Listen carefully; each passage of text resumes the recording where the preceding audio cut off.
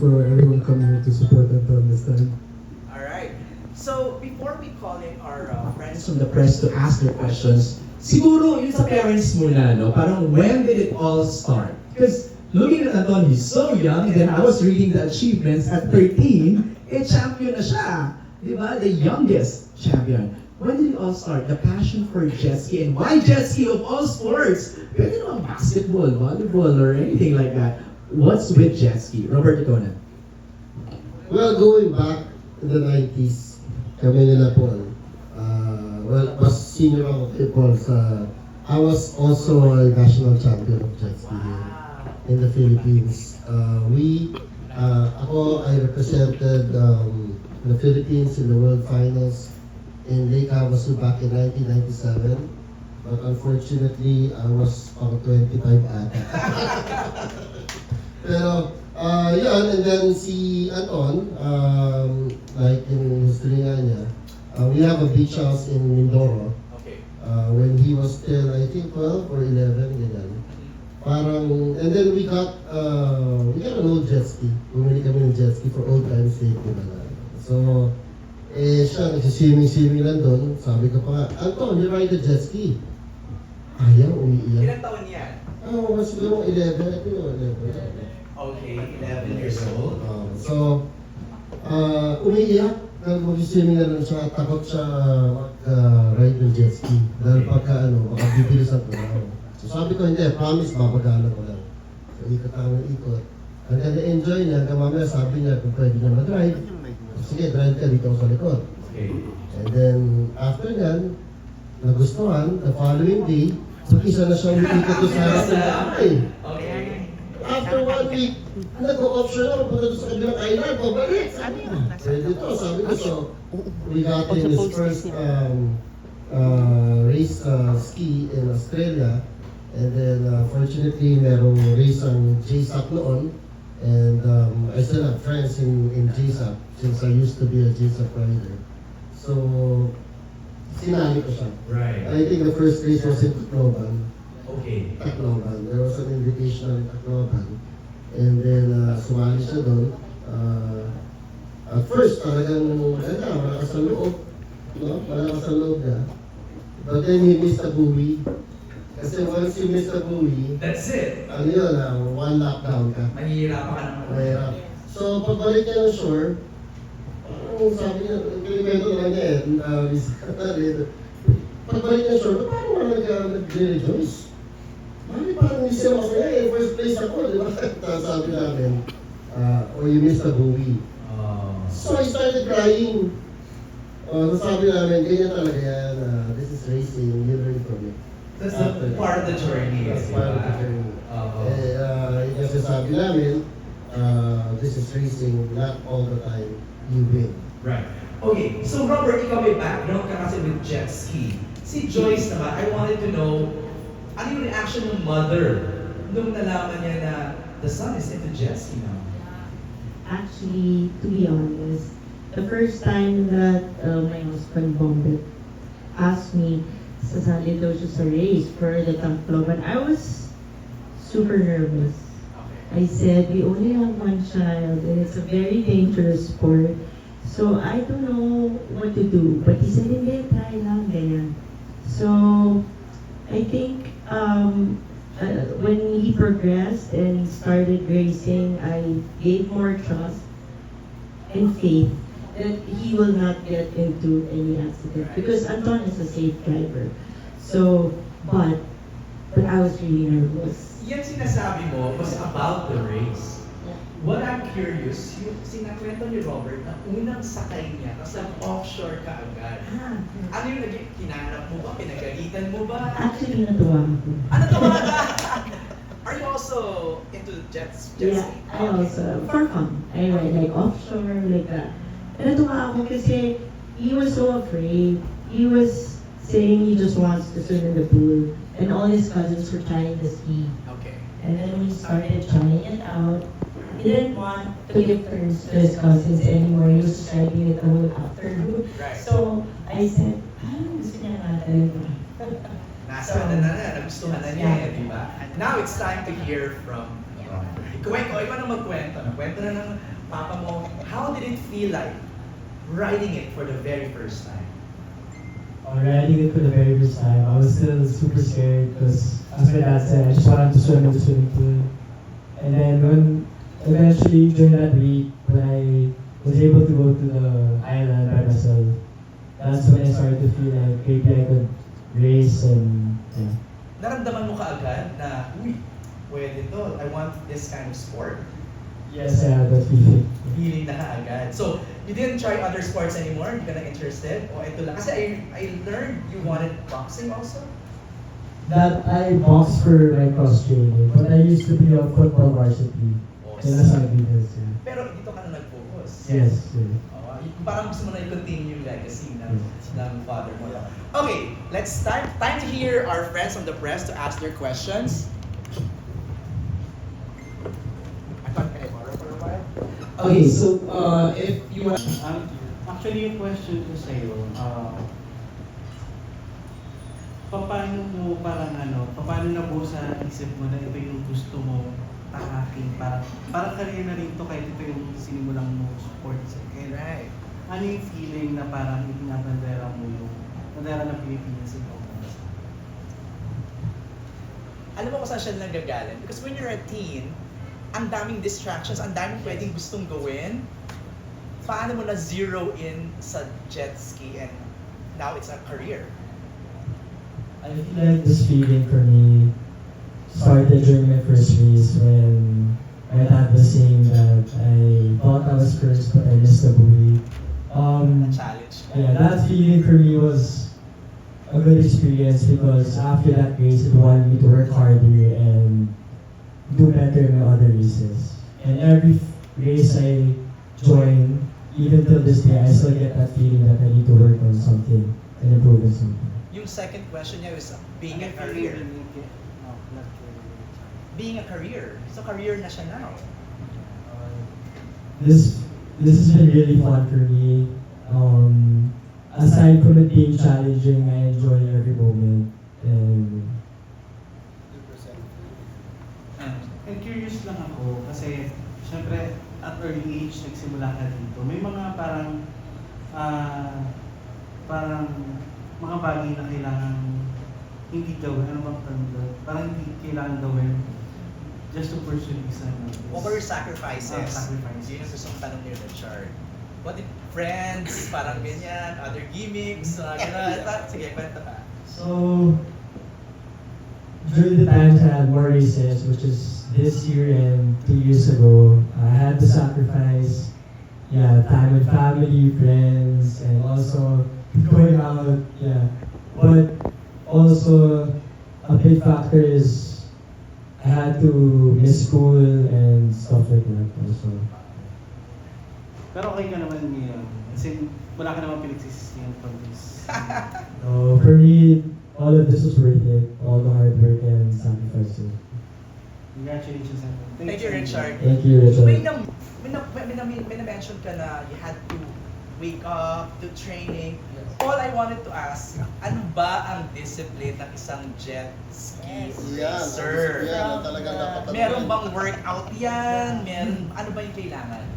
It's again, but I compared to other motorsports, just like say motocross. It's very physically driven, and there's no suspension to take the beacon and very your muscles natin.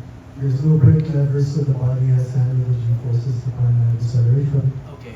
So it's very advantageous that they be really in shape, like Anton is, and Right. a lot of cardiovascular activities, and for an older May guy. hingal din siya? Yes. Oh. So it is physically demanding as well. And just Ang like, kalaban mo is the buoyancy, besides your competitors, you have the elements in the weight Weights. conditions, and G-forces from the turns, right.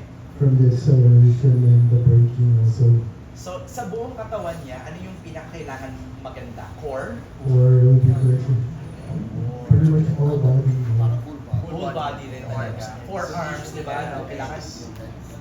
Kailangan matatag yung kamay mo. So we have to consider, kid's age and how much dedication and commitment that he's been doing just for the physical preparation also Okay. too. Okay. And that means a lot seeing someone as young as him this committed also. Last na lang. I'm curious. Marami ka bang sunblock sa bahay? Yes. No, kasi you're a jet ski racer. You're so tan, di ba? Pero, go ahead, Anto, ano ba? Yun ba ang pinaka-importante? Lotion. Yeah, like a lot in the house. Yeah. Stock, one in. Grabe, talaga. Lahat kasi kami lang siya. Oo. Everybody uses the lotion. I mean, Sunblock. sunblocks are, you know, Oo nga. Baka naman yung mga endorsements. Pwede na kaya, Anton. Let's have GMA 7. Hello, good evening. Ako po si Darlene from GMA. Gusto ko lang itanong kay Anton, can you take me back to the moment when when it clicked na you snagged the world champion, yung title? What was going through your head? What were you feeling? that feeling when I crossed the finish line. It's a feeling that will forever stick with me because more than the win, I feel like I made a lot of people proud back home. And I know that I've been working hard for that, practicing every week, and that was really a good moment for me. Since ikaw nga yung parang youngest champion in history sa Philippines sa Jetski, meron bang kumbaga feeling of, I don't wanna say isolation, pero niche kasi siya eh. Hindi siya isang sport na Mainstream. mainstream na parang maririnig mo sa mga bata or mga tao like your age na gusto nilang pasukin. So, meron bang gano'n na parang you feel like it should be more well known or meron ka bang gano'n passion gusto siya i-share? May pagka-social kasi yung jet ski. Wala naman kami jet ski sa bahay. Pwede kami bumili ng bike. Jet ski. Magkano ba jet ski? Magkano ba jet ski? It's about 1.22 billion. Si kotse. Okay, yung ganda yung question ni Charlene. Do you have that advocacy in mind right now to make this sport a lot more familiar and well known to kids? I want to spread the word and show people that this sport is worth trying. Because it's really fun and I've seen like the younger generation, they're getting really good at it. So I feel like there's hope and the sport will get bigger. If I can add to that. Yes, please. If I can add to that, kasi, you know, now with the Jetski Association of the Philippines, we have a program that we really encourage kids to start at a young age. You know, syempre pag yung kids nag-start sila sa sport at a young age, natututo sila maging discipline, maging determined, maging talagang competitive and you know, to fight in life also. Ganito kasi yung program sa Thailand. Sa Thailand, this is a really big sport. That in Thailand, once you start 8 years old, nag-uumpisa na yan. Nag-uumpisa 8 years Where old. did they do it? Okay? Some in Pattaya. Pattaya. Marami sa mga lake doon around Thailand. So, sila from 8 years old, they progress pataas. And sila, pag nag-champion sila sa Thailand, sinasagot ng government yung schooling nila. As of the moment, I would say Thailand is number 1 in the sport worldwide. I think next to the United Arab Emirates. Iba-ibang divisions naman. Pero yung mga Thailanders talaga, since they have a program to start from the young ones to the old ones. Yan ang ano. And that's the thing that JSAP wants to encourage kids to join. So we need sila, Anton, to, you know, to parang encourage sila. At gayahin sila ng mga bata. Well, of course, with JSAP, Jetski Association of the Philippines, ang unang kailangan gawin dyan is yung safety ng rider. You have to remember, this is one of the most dangerous extreme sport there is. Imagine running at 100, 120 kilometers an hour on the water without any brakes. No breaks. So pagka merong mag-cut na sa'yo dyan, marami na mga fatalities to eh. Kaya sila Paul and Jason, very, very strict sila when it comes to safety, when it comes to yung organizing the races and everything. Kaya we really encourage kids to join Jason. Ngayon, we have kids now na magaling, trying kids sila siguro yung mga next in line that would be taking this road. Sorry, last na lang. Pag-iisahin ko na lang sa inyo po, Sir Robert, at kay Miss Joyce, kung ano yung feeling, kung ano naman po sa isip nyo nung nanalo na siya ng world title, and additional na lang kay Sir Robert, na yung feeling na same sport kayo na enjoy na. I'll let you answer first para first. Actually, last year, Anton won last year from his division. But every year, we make it a point that we don't get lax. Because every year there are new riders or maybe his past opponent became better or whatever, or their skis are different. So it's the rider and also the Jetski. So we never became complacent about his practices, and I always remind him. So going back to your question, what is the feeling this year? It's still a total surprise because it's a different division. I was in fact hesitant for him to join because I said, why? Parang baka hindi pa niya kaya. So nanalo siya. Parang nakatingin sila lahat sa akin. Sabi nila, sinabi namin kaya na. So, of course, I was so happy. In fact, I was crying. It was almost sure na kasi last lap na, but they were all celebrating. Like, still praying. Kasi baka may mangyari pa eh. So when he did, I said, thank you, Lord. And my husband, he got sugat sa tuhod. Kasi puro lake siya eh. Napalugod daw siya. So may sugat siya dito. So we're all like so happy, we're all crying. And it's the best feeling. So, yeah. Yun. As for me, kasi magkaiwalay kami nung time na yun eh. He was in Kazakhstan. I was going back to catch him sa tech inspection. So, I was watching him cross the finish line. Na-stuck ako dun sa pit tent ng Cambodia, Germany. Tapos, yung mga kalaban niya. So, when he crossed the line, napanood nila ako, I have our flag with me. So I was just waving our flag. And syempre I was crying and nakita ko kung gaano yung hirap, yung determination, yung preparation pa lang ito.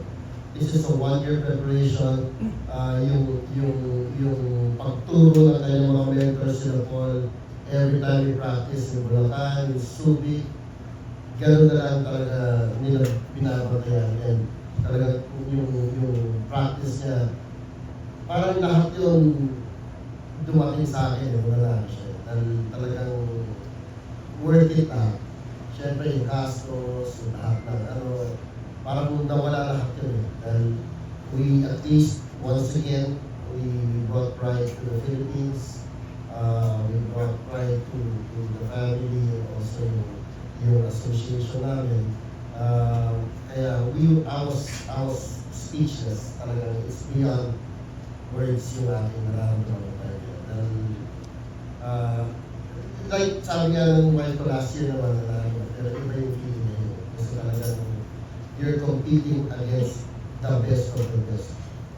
So, sa kanya yung basa. So, pinakita niya na that he can do it.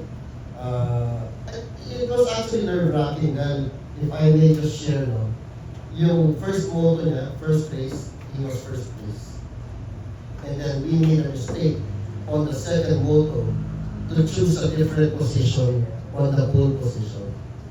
So with that, nag-second place siya. So sabi namin, on the third and last moto, this is a do or die. So all of us are nervous, syempre dahil bangga, bahala na, just do it. Do it for your country. So we had to stay beside number one. Nung nag-go, talagang lakas ng go, nakita ko sa GoPro niya eh, so talagang ano mo sila, it was the same thing, diba? Kasi sila mga pro riders na sila, so alam mo nila kung ano dangerous at hindi. And then, nung paglabas ng first turn na gano'n, he was first. And then yung first to second moto was number 6. So everyone was jumping na. Our teammates from Cebu, ganyan. Eh, siyempre, hindi ka pa makapag-rejoice that, you know, this is a machine, anything can happen. But then on the last lap, talagang sabi ko, pass. So I was so happy that kung tuloy-tuloy mo nagawa nyo, medyo relax ka. Pero ito, okay na. Okay, before I call in Cesar, we'll ask the next question. Anton, na-disgrasya ka na ba? Sorry gusto lang namin malaman kasi parang nakita namin yung video kanina, parang you were doing it so, easily. Parang breeze lang sa'yo eh. Nagkaroon na ba ng mag-sumemplang ka or something? Share, please. During the race, I haven't really fell or bumped anyone like in a bad way. But during practice, one time in Kairaya, I was making a turn and then I flew off. And then Tagalog tumilapon. tumilapon. Tapos, nag-backflip ako mga 5 or 6 times. That was really bad. But during the race, not yet. Is swimming required? Magaling ka dapat lumangoy. Not necessarily, since you have a life vest already. But better if you know how to swim. Alright. Cesar, go ahead.